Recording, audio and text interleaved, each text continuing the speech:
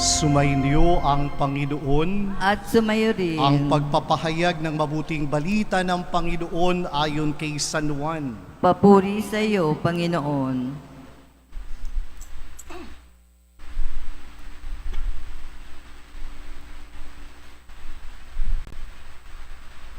Noong panahong yun, sinabi ni Jesus sa kanyang mga alagad, "Tandaan ninyo, malibang mahulog sa lupa ang butil ng trigo't mamatay, mananatili itong nag-iisa. Ngunit kung mamatay, ito'y mamumunga ng marami. Ang taong labis na nagpapahalaga sa kanyang buhay ay siyang mawawalan nito. Ngunit ang napupuot sa kanyang buhay sa daigdig na ito ay siyang magkakaroon nito hanggang sa buhay na walang hanggan. Dapat sumunod sa akin ang naglilingkod sa akin, at saan man ako naroon, ay naroon din ang aking lingkod. Pararangalan ng Ama ang sino mang naglilingkod sa akin." Ang mabuting balita ng Panginoon. Pinupuri ka namin, Panginoong Hesukristo.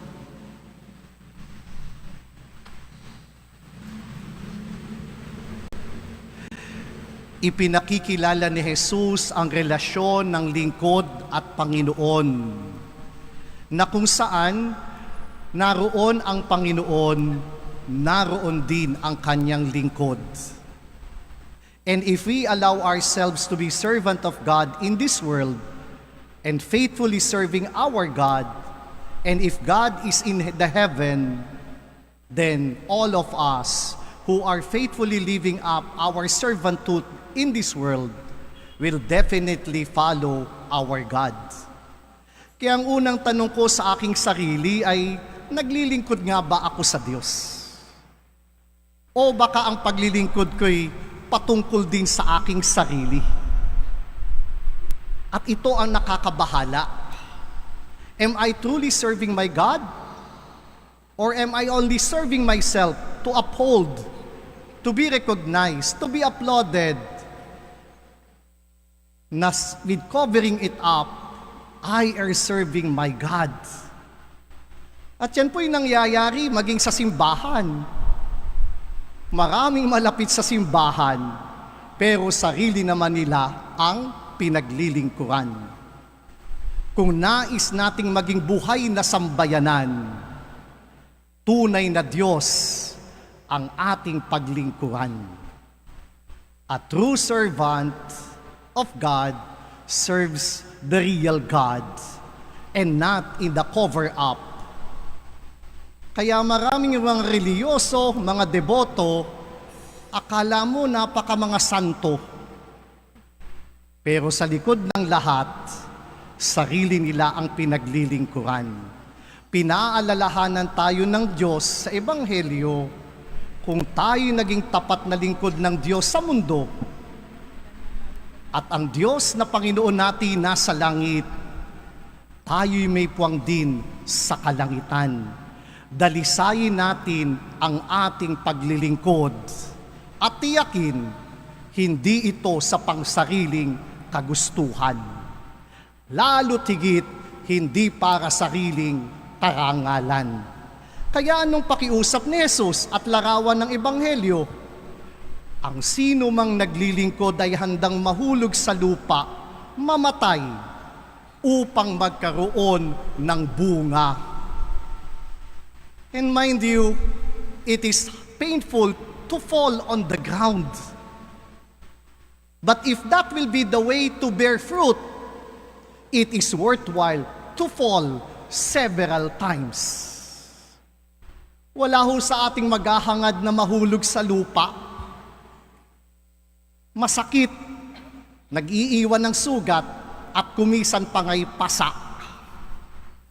Pero kung ito ang pamamaraan na sa pagkamatay natin sa sarili, makapagbibigay ng buhay sa higit na nakararami, it is worthwhile to die to oneself if that will be the way, so that we could live on the principle and the values of the gospel by upholding what is truth, what is good, and what is right. And that is the reason why Christ died on the cross. Ang kanyang kamatayan ay nagbunsod ng kaligtasan sa sangkatauhan.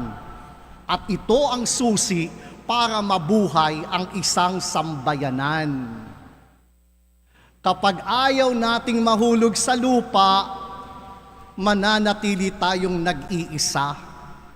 Pero kapag tayo nagpakumbaba at naging bukas sa karunungan ng iba, lalo tigit ng mabuting balita at katuruan ng simbahan sa kasalukuyang panahon hindi mabuhay sa nakaraan, mananatili kang nag-iisa.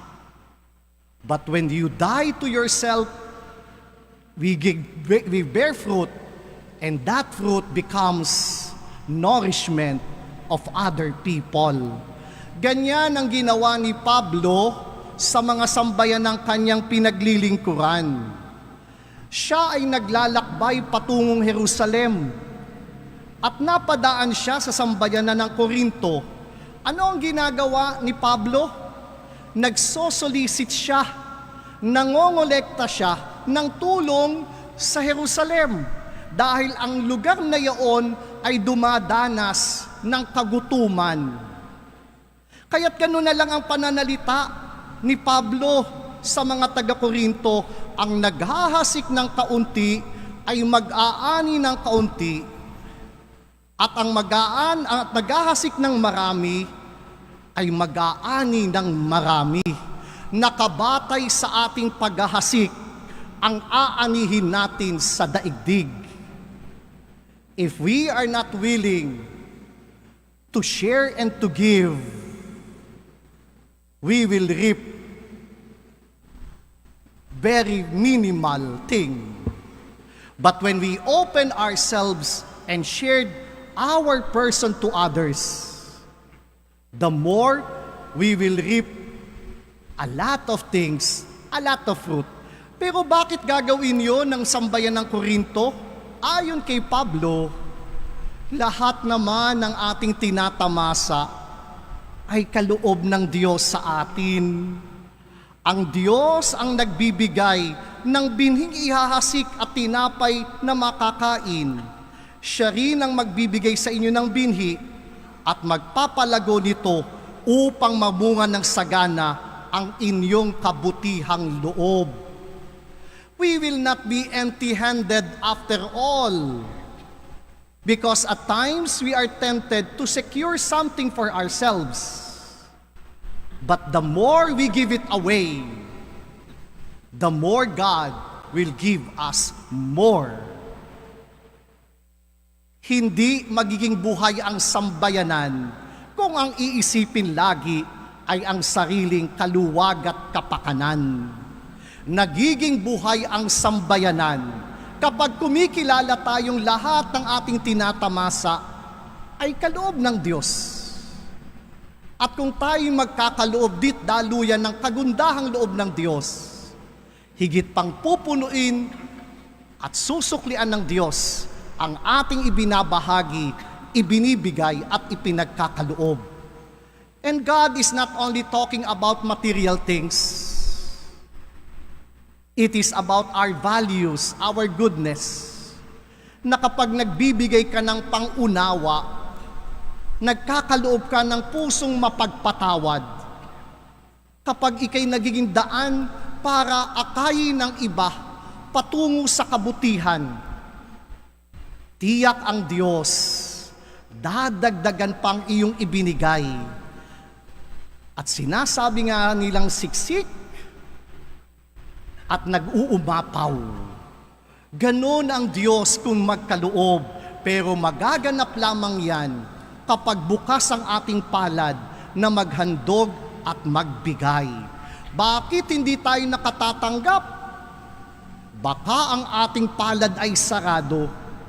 At ang saradong palad, kahit ang Diyos nagkakaloob na't nagbibigay, hindi natin ito matatanggap at hindi rin natin ito mapapakinabangan.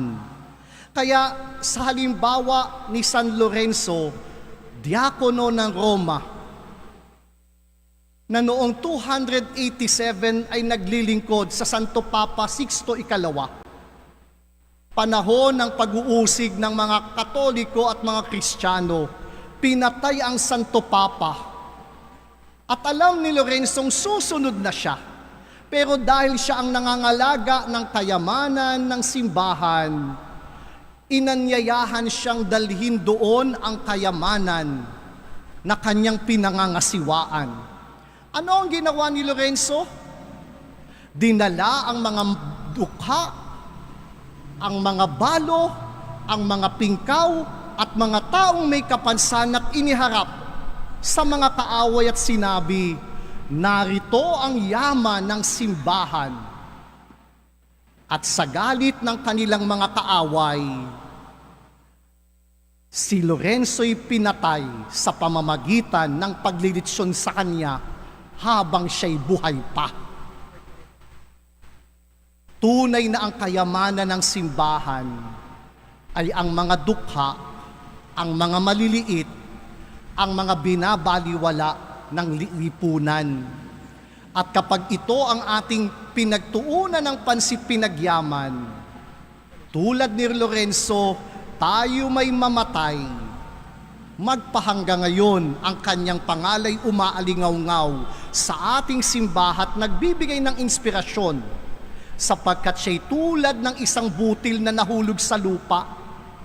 Tulad siya ng isang kamay na naghasik ng marami at buong buhay na inialay. Kaya magpahangga ngayon, inaani natin ang kanyang kagandahang loob, ang kanyang kabutihan.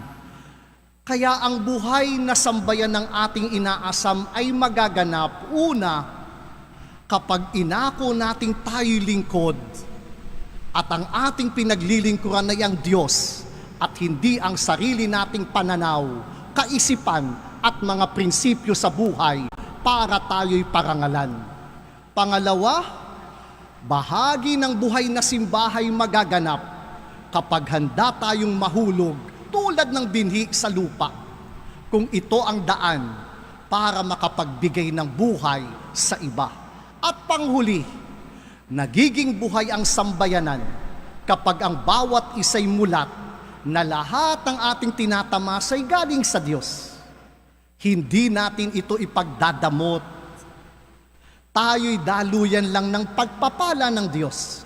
Ihahasik natin ito upang sa gayon, umani tayo ng sagana, isang buhay na ganap at kasiyasiya, isang buhay kapiling ang ating Panginoon na nananahan sa kalangitan dahil tayo naging tapat na lingkod ng Diyos sa lupa. At kung tayo naging ganap na lingkod ng Panginoon, kung saan naroon ang Panginoon, naroon din ang kanyang lingkod.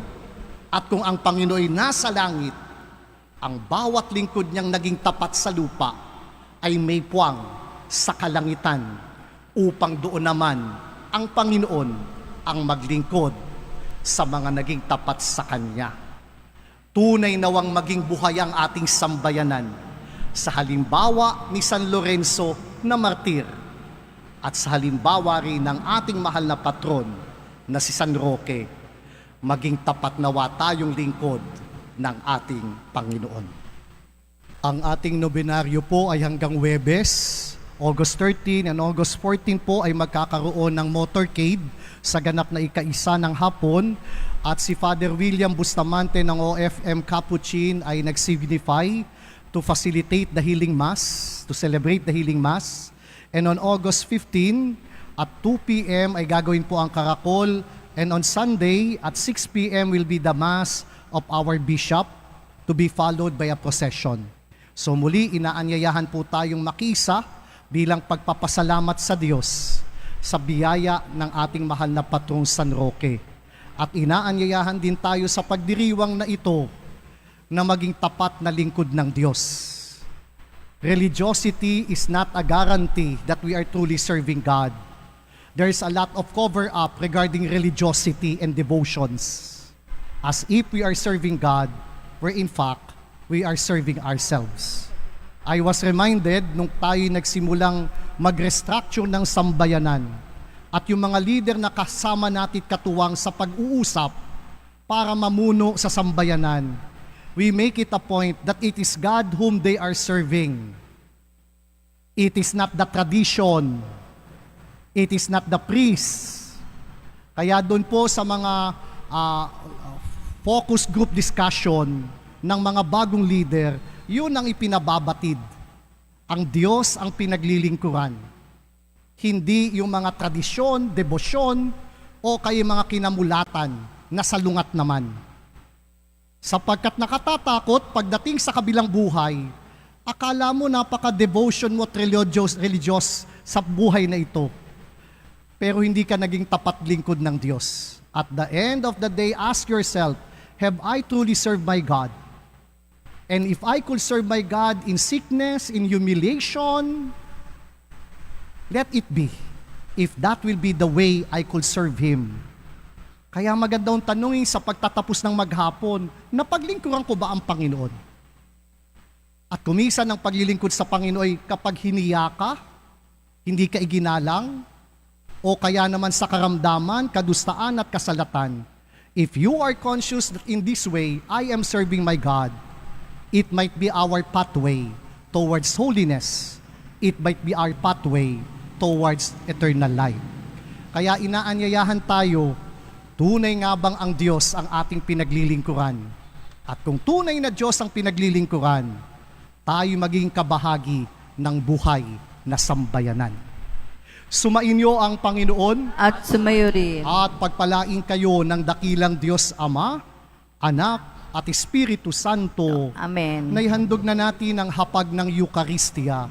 Humayo kayo't ang Diyos at kapwa'y mahalin at paglingkuran. Salamat sa Diyos.